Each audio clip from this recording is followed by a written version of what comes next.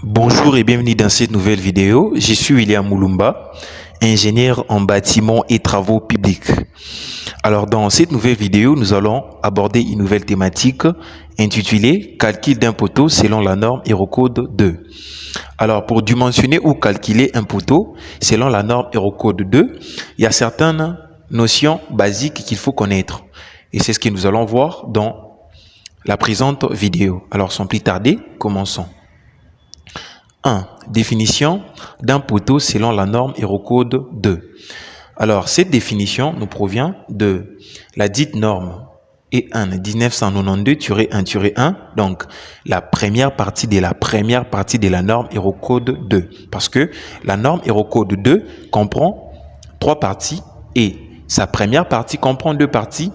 Et donc, cette définition est donnée dans la première partie de la norme Eurocode 2 dans la section 5 au point 5.3.1 au paragraphe 7.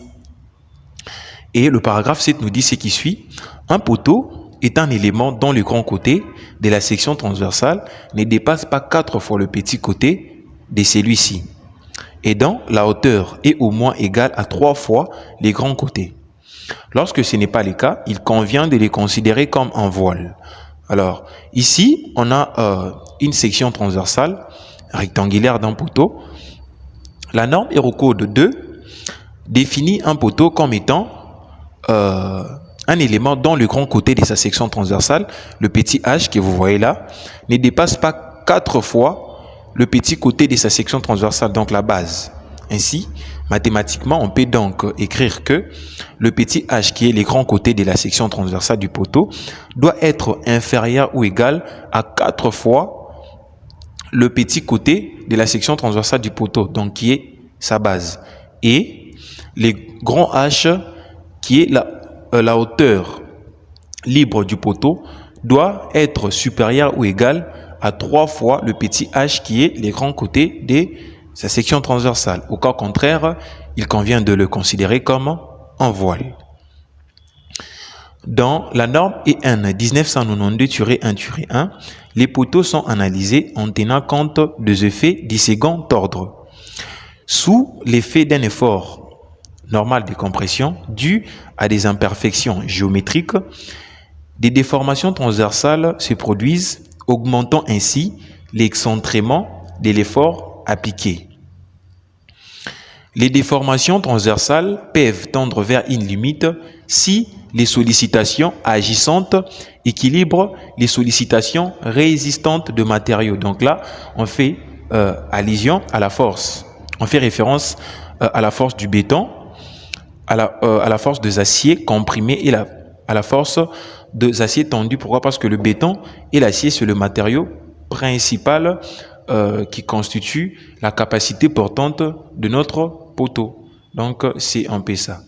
Sinon, il y a une apparition d'une instabilité géométrique appelée flambement. Donc, si les sollicitations agissantes ne s'équilibrent pas aux sollicitations résistantes, il y aura apparition d'une instabilité géométrique qu'on appelle donc le flambement. Ainsi, cette instabilité géométrique, c'est tout simplement le changement de la forme du poteau. Donc, c'est ça. La plupart des poteaux rencontrés ne sont pas suffisamment massifs et doivent être vérifiés au flambement. C'est ce qu'on verra dans la suite. Définition des termes. Alors, toutes ces définitions nous proviennent toujours de la dite norme E1 1992-1-1 à la section 5 au point 5.8.1. Alors, la norme Eurocode 2 définit les flambements comme étant une ruine due à l'instabilité d'un élément ou d'une structure sous compression pyrément centrée en l'absence de charge transversale. Note, les flambements purs tels que définis ci-dessus, donc les flambements sous compression pyrément centrée en l'absence de charge transversale ne constitue pas un état limite pertinent pour les structures réelles du fait des imperfections et de la présence des charges transversales.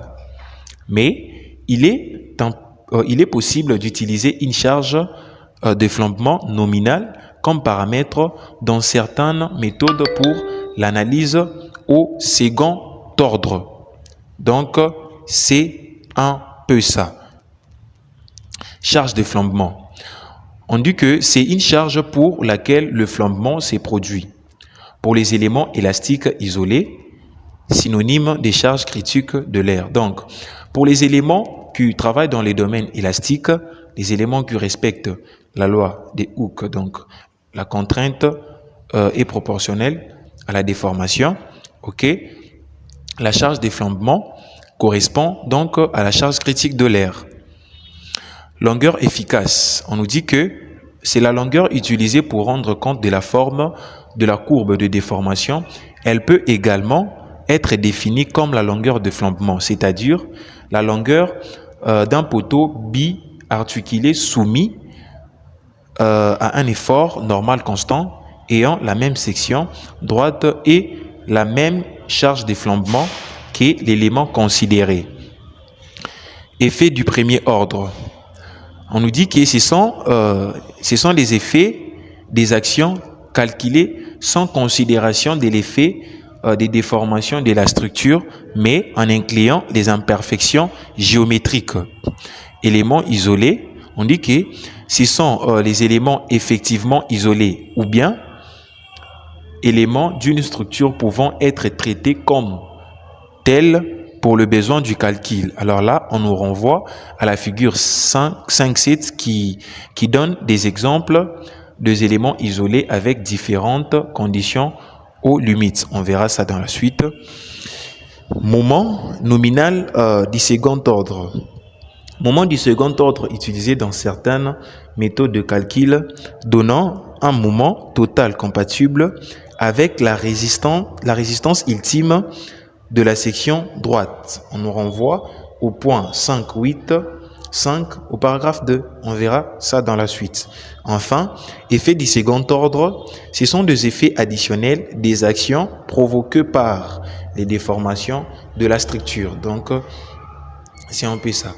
Alors, le point 2, c'est le calcul de la charge critique de l'air, qui est la frontière entre la stabilité et l'instabilité. Donc, c'est l'effort au-delà duquel le poteau quitte de la stabilité à l'instabilité. Ainsi, la mise en équation de l'air permet de calculer l'effort critique d'un poteau birotulé en fonction des caractéristiques géométriques de la section et de la hauteur. Alors ici, on va faire un peu de maths. Modélisation mathématique du phénomène d'instabilité, bien sûr pour calculer ou soit déterminer la charge critique de l'air. Hypothèse. Les poteaux et rectilignes sont des faux et l'effort normal de compression est centré et le matériau est élastique. Donc là, on est dans les domaines élastiques, pas dans les domaines plastiques. Ainsi, l'équilibre du tronçon AG en position déformée permet d'écrire cette équation-là, l'équation 1. Alors là, on a notre élément, on a ces schémas statiques-là. Alors l'axe des X correspond donc à la position initiale qu'avait notre poteau. Et là, on voit la position déformée. Donc, après chargement, notre poteau se déforme de cette façon-là. Alors, à une distance X, on effectue une coupe et la section sur laquelle on a effectué cette coupe-là est donc nommée G. Ainsi, l'équilibre de ce tronçon-là, des tronçons AG, en sa position déformée, permet d'écrire cette équation que vous voyez là. Donc là, on a simplement calculé le moment, la somme des moments au niveau du point G. Et donc, N est la charge extérieurement appliquée, Y est l'équation de la déformée. Alors, c'est quoi Y? Y est tout simplement la distance partant de la position initiale du poteau jusqu'à sa position déformée. Donc, c'est ça Y. Et le moment fléchissant, c'est tout simplement le moment qui produit ces flambements, donc cette flexion-là. Or, on sait que la courbure, donc Y second de X qui est la courbure, est égale au moment fléchissant sur la rigidité. Alors, cette relation nous provient dans dans la théorie fondamentale de la flexion de poutre. Alors ici, ce qui nous intéresse, c'est les moments. Alors on va tirer les moments. En mettant 2 dans 1, on obtient donc ceci. Donc on a EI multiplié par Y second plus 1 multiplié par Y de X est égal à 0. Alors là, on divise par EI, on divise par EI, on obtient ça. On avance. En posant donc N sur EI égale à K carré, ok, on obtient l'équation différentielle du second ordre. C'est une équation linéaire homogène. Donc, c'est un peu ça, à coefficient constant. Et là, notre équation est là. On nous dit la solution générale de cette équation différentielle est de forme y de x est égal à grand A sinus de kx plus grand B cosinus de kx. La résolution de cette équation différentielle s'opère grâce aux conditions, aux limites ou conditions initiales. Alors, application de conditions aux limites pour trouver la valeur de A et celle de B, donc A et B qui sont de constantes. Ainsi, la première condition aux limites, c'est au niveau de la première extrémité. Donc, on est au niveau de A. Et au niveau de A, la déformation est nulle. Ainsi, on dira que pour x est égal à 0, y est égal à 0. Donc, on aura 0 est égal à grand A sinus de K0 plus grand B cosinus de K0. Donc, on a remplacé x par 0 et on a remplacé y par 0. Donc, si on fait ça, et là, on sait que tout nombre multiplié par 0 donne 0. Donc, K multiplié par 0, c'est 0. Cosinus de 0, c'est 1. 1 multiplié par B, c'est B. Et là, on a 0. Sinus de 0, c'est 0. 0 multiplié par A, c'est 0. Donc, B est égal à 0.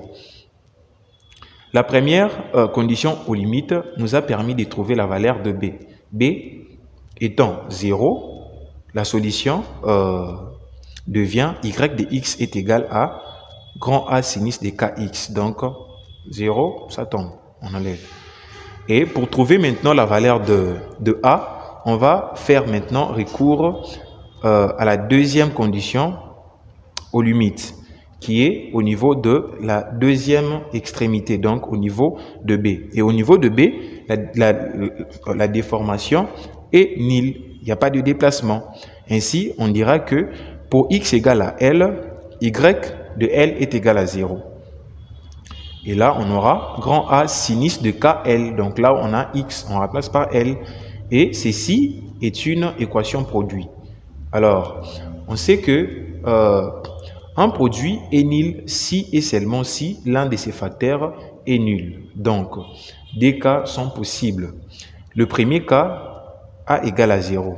Si A est égal à 0, l'équation est automatiquement vérifiée quelle que soit la valeur de x. Donc, si A est égal à 0, ici, donc on aura 0 multiplié par tout ça, 0. Donc, 0 égale à 0, l'équation va directement vérifier. Alors, si l'équation vérifie là-bas, si la valeur de A est égale à 0 et que la valeur de B est égale à 0, donc la solution générale de notre équation différentielle vaudra 0. Et si la solution générale de notre équation différentielle vaut 0, donc on dira que les poteaux restent parfaitement droits et ne décrit aucun flambement. Alors c'est pas ce que nous on veut. Nous on veut déterminer la charge critique de l'air. Donc la charge au-delà duquel il y a flambement. Alors pour cela, ok, nous allons faire recours au deuxième cas qui est donc sinus de KL est égal à 0. Alors, on sait que sinus de θ est égal à 0 pour θ égale à nπ, où n appartient à l'ensemble Z. Alors ici, notre θ c'est quoi? C'est KL. Donc, en utilisant cette propriété-là, on écrit KL égale à nπ. Alors là, on tire K est donc égal à quoi? À nπ sur L. Et là, on a maintenant des expressions des K. La première expression, c'est l'expression 8. La deuxième expression, c'est l'expression, pardon, la première expression, c'est l'expression 3. La deuxième expression, c'est l'expression 8. Ainsi, on peut égaler. Alors, en égalant ces deux expressions, on va tirer la valeur de n qui correspond à la charge critique de l'air.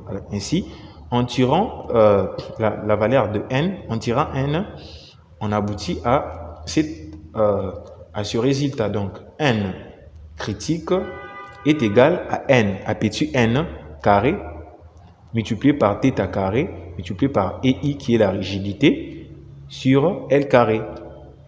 Et là, on nous dit que la charge critique de l'air, N indice CR, correspond au premier mode de flambement obtenu lorsque N est égal à 1, pardon.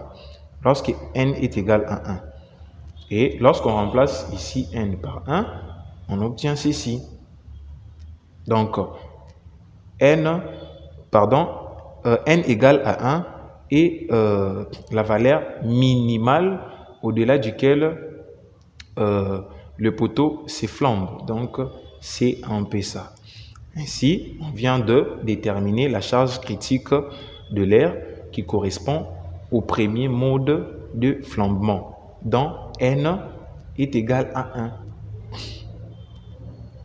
Et là, on a ces conditions. On nous dit, si N, donc, qui est l'effort normal sollicitant, est inférieur à l'effort normal critique de l'air, les poteaux restent rectilignes et peuvent être calculés en compression simple. Si N sollicitant est égal à N critique de l'air, les poteaux flambent et se stabilisent en position d'équilibre statique. Et si N critique de l'air est supérieur à N sollicitant, les poteaux flambent, sont stabilisés et s'éront. Donc, c'est un peu ça. Et là, on a les trois premiers modes de flambement. Le premier mode, c'est lorsque N est égal à 1. C'est ce qu'on vient de déterminer. Et le deuxième mode, c'est lorsque N égale à 2. On a cette configuration-là. Le troisième mode, c'est lorsque N est égal à 3. Et on a cette configuration que vous voyez là. Donc là, on vient de voir les trois premiers modes de flambement. Les trois premiers modes de flambement et comment est-ce qu'on peut déterminer l'effort critique normal de l'air. Avançons. Le point 3, paramètres géométriques du poteau. On nous dit, comme la rupture des poteaux et des tubes flambement, nous retrouvons le paramètre géométrique qui régisse ces phénomènes, à savoir, ceci nous provient toujours de la dite norme EN 1992-1-1 à la section 5 au point 5.8.3.2 au paragraphe 7. Et le paragraphe nous dit ce qui suit. Le coefficient des lancements est défini de la manière suivante. Lambda est égal à L indice 0 sur petit i, où L indice 0 est la longueur efficace, voire le point 5.8.3.2 au paragraphe 2. Donc, c'est ce qu'on va voir tout de suite là. Au paragraphe D jusqu'au paragraphe 7. Et I est les rayons de giration de la section de béton non fissuré. Et les rayons de giration est défini de la manière suivante. On a le petit i qui symbolise les rayons de giration qui est égal à la racine carrée des grands U min sur grand A, ou encore petit i qui est égal à petit b sur 2 fois racine carrée des 3, avec grand I min qui est égal à b h fois b cube sur 12, le moment quadratique de l'élément, et les grands A, c'est la section de l'élément, et où B est la base de l'élément. Alors, pourquoi est-ce que on prend le moment quadratique minimal? C'est tout simplement parce que le flambement s'est produit suivant l'axe de plus Faible inertie, donc c'est suivant le petit côté que l'effondrement se produit, pas suivant les grands côtés. Donc c'est un peu ça. Alors là, on nous dit, ces paragraphes nous dit, pour une définition générale de la longueur efficace, voir le point 5.8, la figure 5.7 donne des exemples de longueurs efficaces d'éléments isolés, des sections constantes. C'est ce qu'on va voir tout de suite là, que la figure 5.7 montre l'évolution de la charge critique en fonction de conditions de liaison sur sept poteaux strictement identiques. Donc, ils ont une même longueur libre, même module élastique et même section. Ok. Là, on a un poteau rotulé. Là, la longueur de flambement ou la longueur efficace L0 est égale à L. L qui est la hauteur libre du poteau. Et là, on a un poteau qui est encastré à la base et libre à la tête. On voit que L0, ok, L0 est là, est égal à 2 fois la hauteur libre du poteau. Ainsi de suite. La longueur efficace de flambement. Alors, ceci nous provient toujours de la norme EN 1992-1-1 à la section 5 au point 5.8.3.2 au paragraphe 3. Alors, le paragraphe 3 nous dit ce qui suit. Il convient, dans les cas des éléments comprimés des portiques réguliers, de vérifier les critères des lancements. On vient de le voir. C'est ces critères ici qui sont en train de parler. Ok. Les critères des lancements en prenant pour longueur efficace la valeur L0 déterminée de la manière suivante. On a ici élément contreventé, voire figure 5.7, le poteau F. On va voir ça. Ok, pour les éléments contreventés, on a ça comme formule de la longueur efficace. Et pour les éléments non contreventés, on a ça comme formule pour la longueur efficace.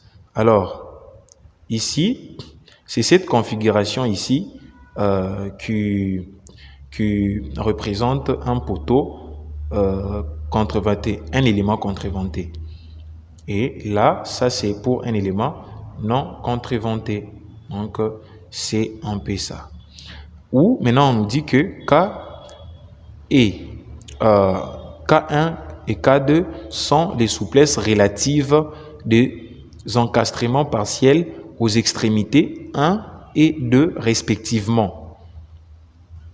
Et K est égal à θ sur M multiplié par EI sur L.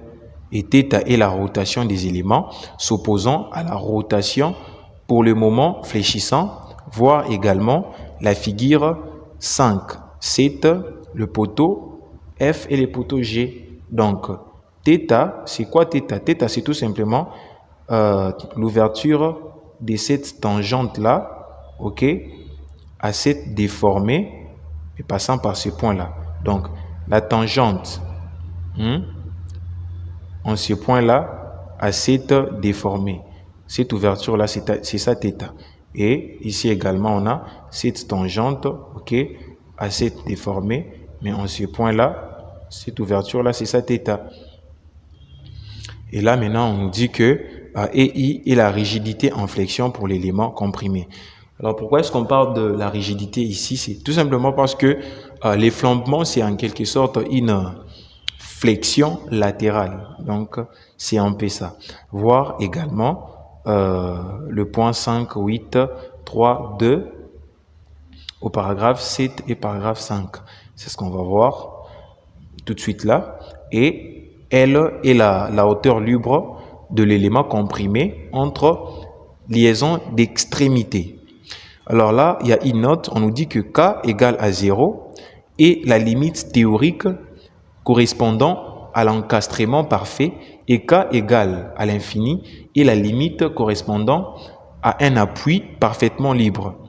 Alors ici, on nous dit l'encastrement parfait étant rare dans la pratique, on reconnaît une valeur nominale de 0,1 pour pour K1 et K2. Alors, il y a un exercice dans la suite qui va mettre en lumière toutes ces précisions-là. Avançons. Raideur du poteau. Alors, on vient de nous énumérer ce point-là, ok, pour les EI. C'est ça. On nous dit quoi? Le paragraphe 4 ici nous dit quoi? Il nous dit que si un élément comprimé adjacent, poteau, dans un nez est susceptible de contribuer à la rotation, au flambement, alors il convient de remplacer, ok, EI sur L dans la définition des cas par, ok, EI sur L indice A plus EI sur L indice B. A et B représentant respectivement les éléments comprimés. Donc poteau situé au-dessus et éléments comprimés situés au-dessous du nez. Donc les poteaux étudiés et les poteaux au-dessus du poteau étudié. Donc c'est un peu ça. Alors ici on a la raideur de la poutre.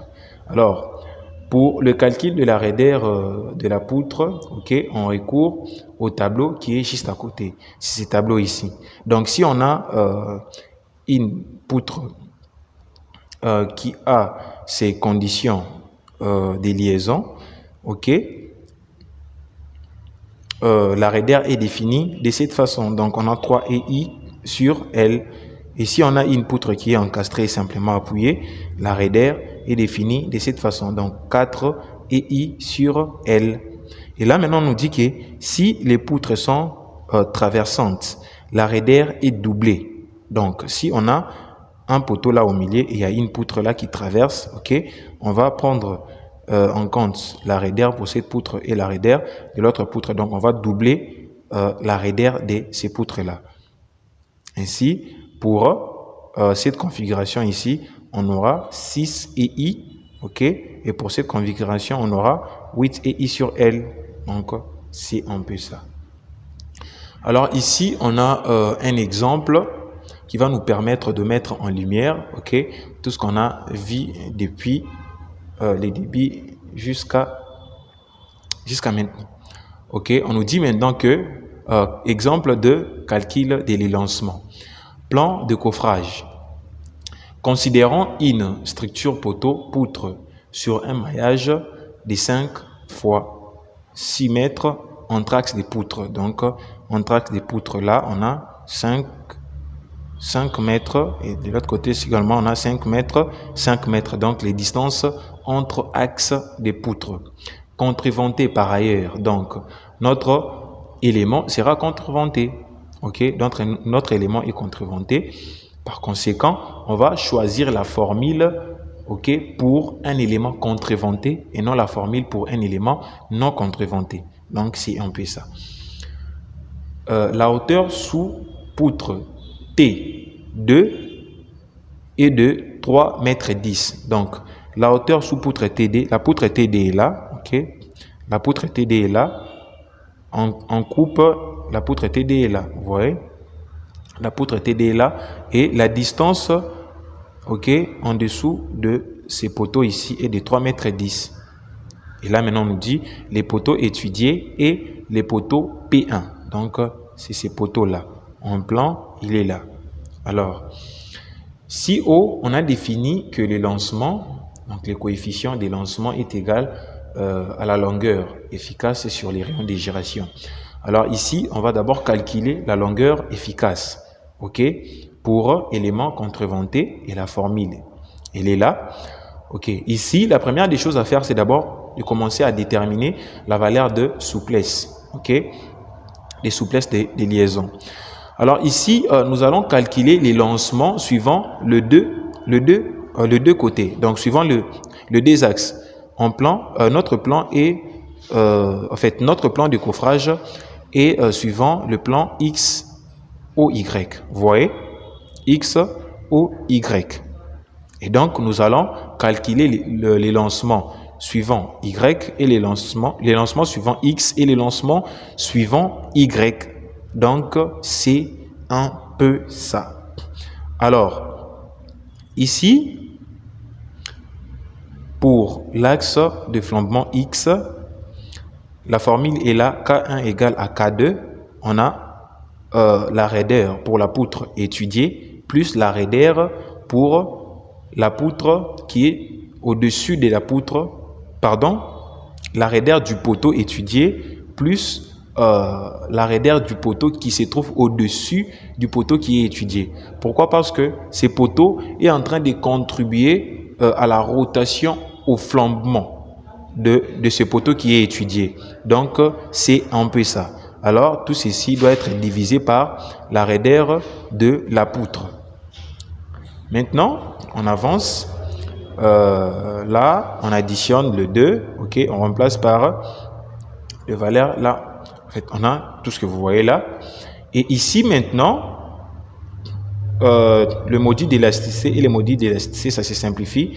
On se concentre sur ce qui reste là. Maintenant, ici, ça, c'est les moments quadratiques max, donc de notre poteau. Alors, ici, vous allez vous rendre compte que les poteaux, ici, ok, est carré. Notre poteau est de section carrée, donc c'est 30 fois 30. Donc, comment dirais-je, notre poteau n'a pas d'axe fort d'inertie. Il n'a pas non plus d'axe faible d'inertie. Donc, les inerties suivant les deux axes de notre poteau est égales. Donc, elles sont égaux, pardon. Donc, c'est un peu ça. Alors, là, on peut donc remplacer par les valeurs dans la formule 0,3 fois 0,3 au cube sur 12 multiplié par 3 mètres 10 qui est la longueur sous poteau. Sous poteau, mais pour la poutre TD. Donc, c'est un peu ça. Maintenant, pour la poutre ici, ok, nous allons considérer la poutre TD. Pourquoi est-ce que nous allons considérer la poutre TD pour le flambement suivant l'axe X? C'est tout simplement parce que le moment, en fait, la rotation va se faire autour de l'axe X, mais les déplacements va se voir suivant l'axe Y. Vous voyez? Donc, la rotation va se faire autour de l'axe X, mais les déplacements sera suivant l'axe Y. C'est ainsi qu'on va considérer la section de cette poutre-là. Ok? Ainsi, en considérant cette section-là, parce que la section, elle est là, on a 30 fois 40. Ok? On calcule, on remplace les valeurs dans la formule. Ainsi, on calcule, on aboutit à 0,227 comme K1 et K2 pour le flambement suivant l'axe des X. On continue. Ainsi, la longueur efficace, on peut donc calculer la longueur efficace parce qu'on a déjà trouvé la valeur de K1 et de KD. Alors, on remplace les valeurs dans la formule. On trouve la longueur efficace qui correspond à la longueur de flambement pour l'axe Y qui est égal à 2,07 mètres. Et là, on calcule I qui est les rayons de gyration par B qui est la base sur 2 racines carrées de 3. Donc, on remplace, on trouve que les rayons de gyration est égal à 0,87 mètres. D'où on peut faire le rapport. On détermine donc les lancements suivant X, bien sûr, qui est de 23,79. Donc, pour l'axe des X, on a déjà calculé. Et là, maintenant, on se concentre au niveau de l'axe Y. Alors, on reprend toujours la même formule. On remplace le valeur. Mais ici, vous allez vous rendre compte que au niveau de l'axe X, ok, au niveau de l'axe Y, donc nous sommes là, la rotation du poteau, ok, va se faire. Donc le flambement, la rotation va se faire autour de l'axe Y, mais les déplacements vont se faire suivant l'axe Y. Donc c'est cette poutre-là qui sera considérée.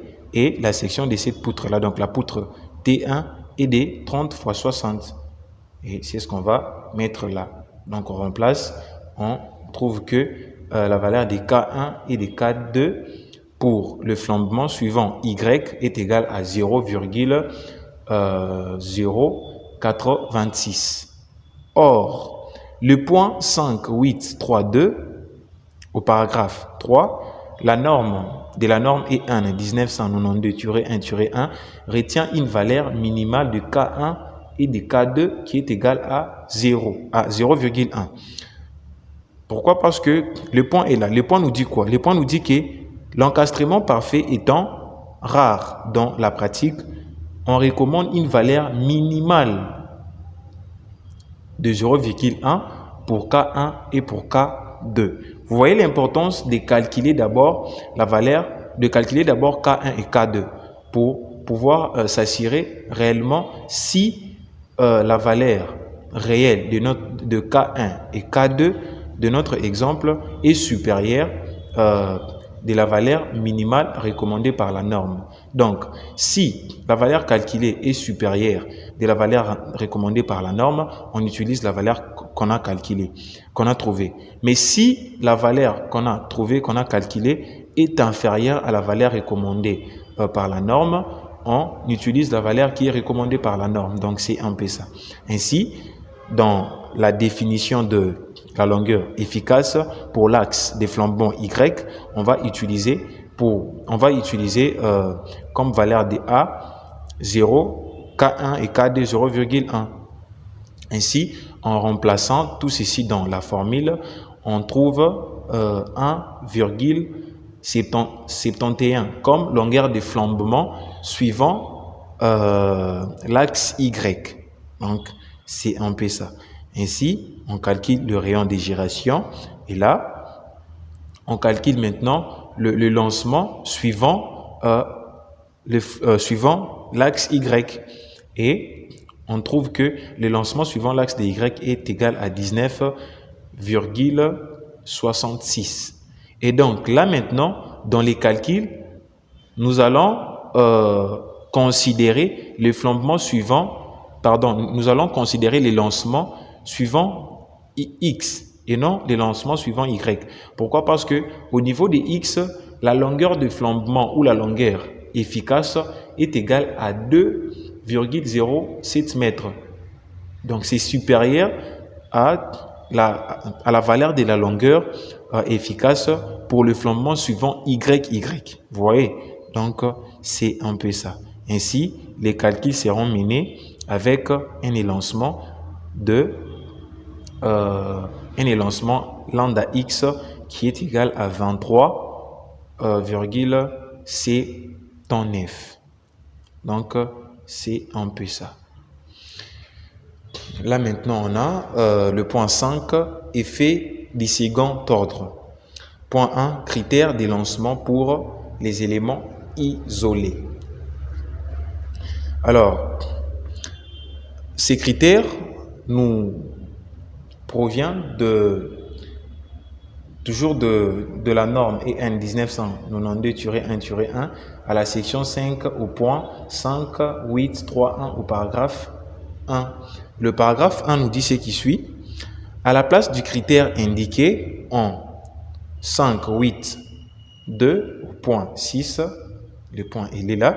Ok, ce point-là nous dit quoi? Il nous dit que les effets du second ordre peuvent être négligés s'ils représentent moins de 10% des effets du premier ordre correspondant.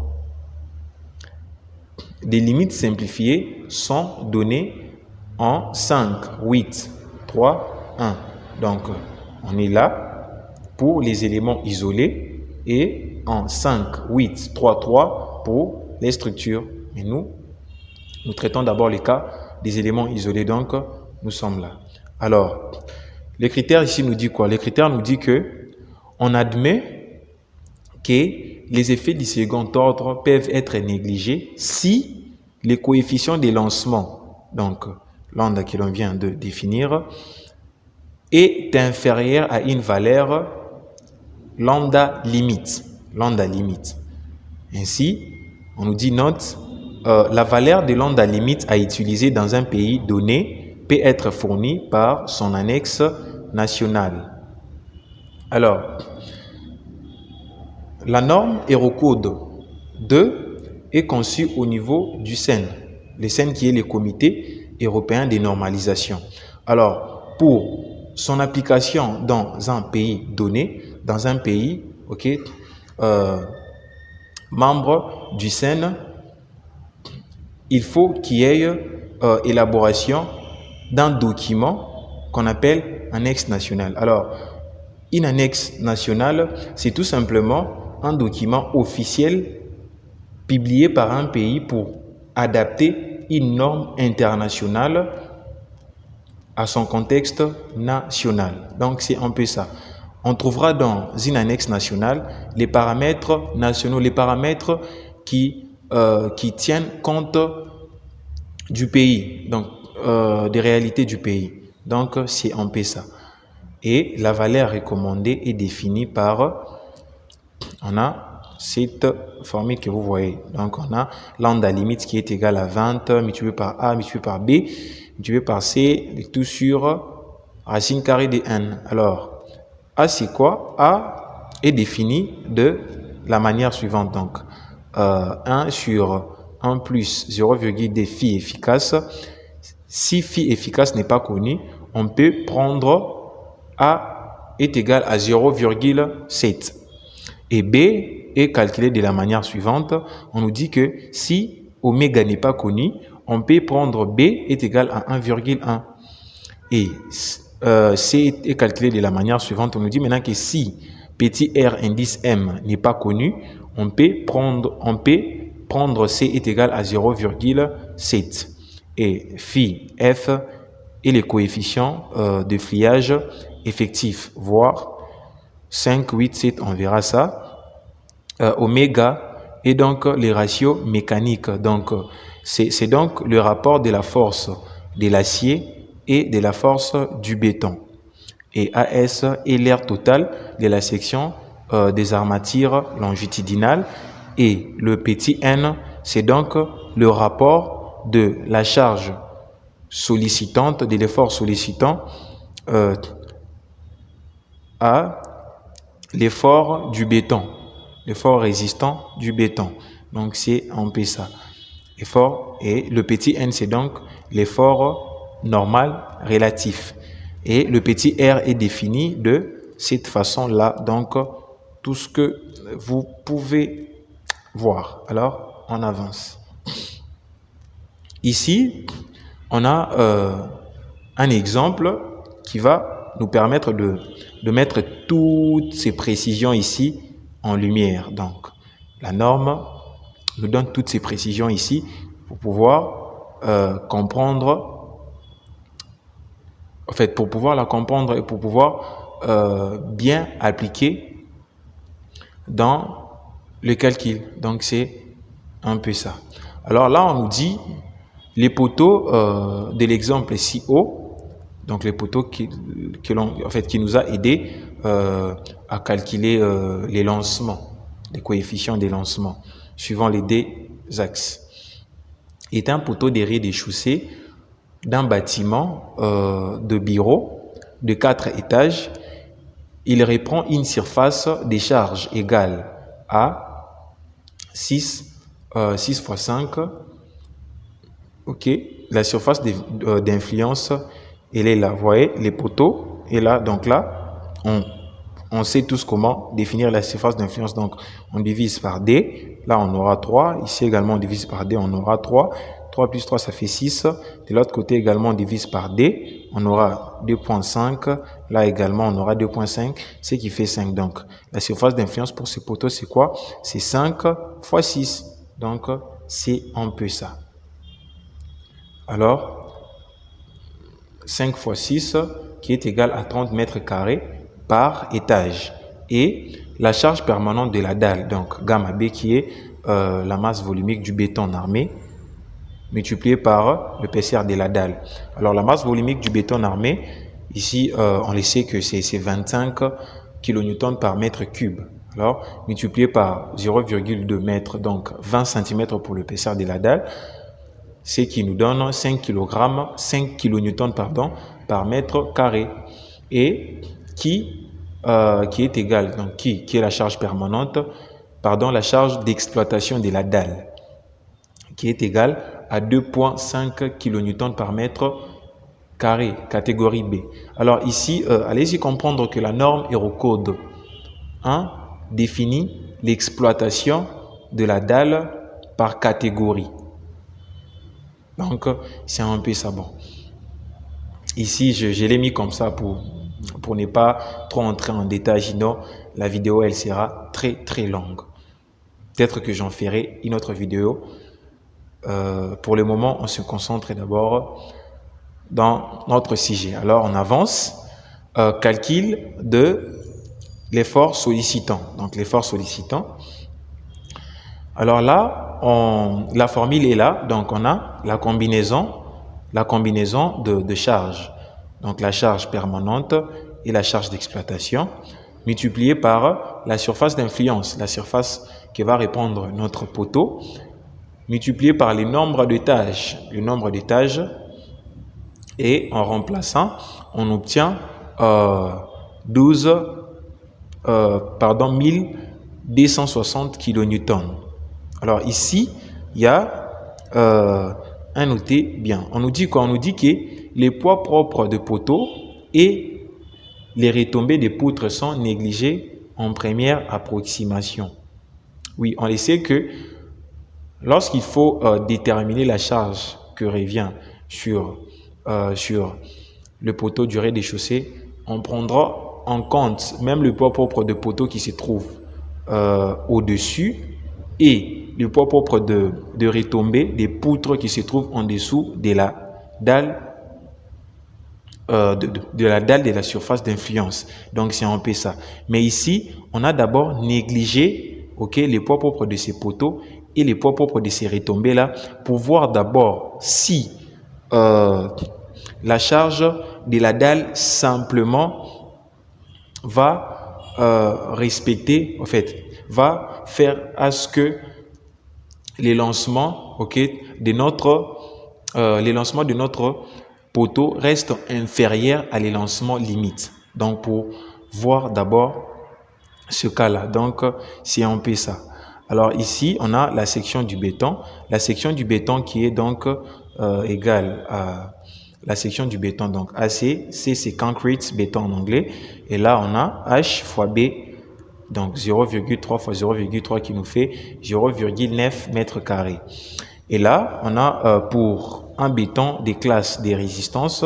Donc, avec la norme Eurocode 2, en fait, il y a un certain nombre de classes de résistance que la norme donne. Bon, je ne vais pas entrer en détail, sinon la vidéo sera très longue. On avance. On a cette classe de résistance de béton, C25, 30. Ok, donc les 25 ici, c'est la résistance caractéristique de béton mesurée sur cylindre à 28 jours. Ok, et là, on a la résistance caractéristique de béton mesurée sur kib. Et là, on va utiliser cette classe de résistance, cette résistance de béton, cette résistance caractéristique de béton mesurée sur cylindre à 28 jours qui est de 25 mégapascales. Alors, pour calculer la contrainte de calcul du béton, la contrainte de calcul du béton est donnée par cette formule-là. On a alpha CC multiplié par gamma. Alpha CC multiplié par FCK sur gamma B. Alors, ici, regardez cette image ici. Ici, en bas, on nous dit quoi? Résistance de calcul en compression et résistance des calculs en traction. Mais nous, ce qui nous intéresse, c'est d'abord les calculs des résistances en compression. Alors, ceci est un principe. Bon, on avance parce que lorsque vous voyez un paragraphe suivi d'une lettre P comme cela, donc c'est un principe. Donc, il est d'ordre obligatoire. Donc, c'est un peu ça. On nous dit que la résistance de calcul en compression est définie comme, vous voyez, FCD, F indice CD, qui est égal à alpha indice CC multiplié par F indice CK sur gamma C, où gamma C est le coefficient partiel relatif au béton. Voir, vous voyez, le tableau est là.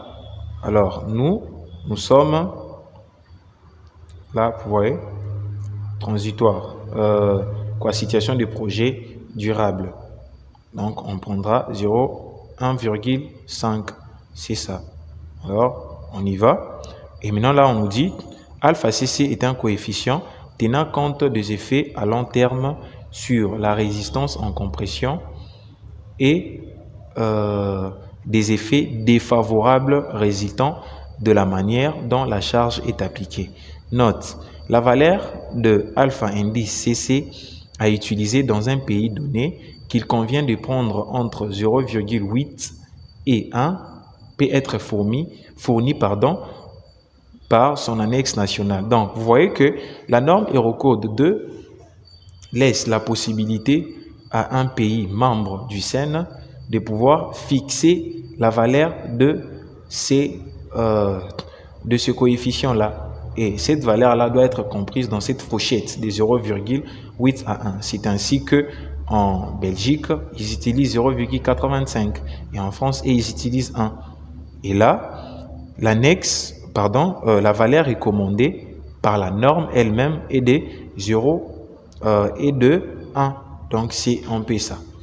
Bon, vu que moi, je suis en République démocratique du Congo et que mon pays n'est pas membre du Comité européen de normalisation, eh ben, je me donne quand même ces X-là de prendre la valeur que nous recommande la norme. Donc, je prends 1. C'est ainsi que là, donc 1 multiplié par 25, c'est 25. Et là, on calcule, on trouve 16,67 mégapascal.